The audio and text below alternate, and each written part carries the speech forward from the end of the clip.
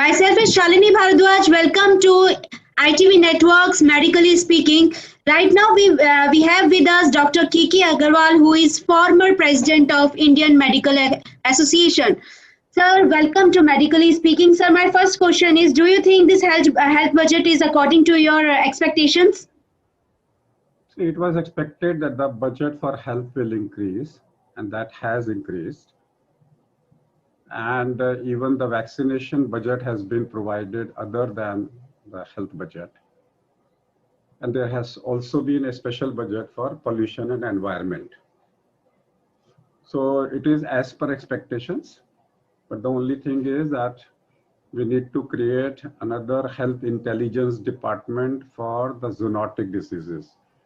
The country should focus on diseases in the animals, mutations in the animals, so that those mutations don't end up into the human beings. So there should be a particular research and development, and we should have a preparedness for future pandemics, which we expect in the next 5 years, we are going to face one more pandemic. Sir, as our finance minister has also said that the government will provide rupees 35,400 crore for COVID-19 vaccination. And she has also said that budget has been increased by 137%. Do you think it is up to the satisfaction that you were expecting? That is what I said, 137% increase in health budget is welcome. Special budget for vaccine is also welcome. And to cover up more vaccination, government should also open up vaccination in the private sector. With that, 20% of the population who can afford can add to the national program.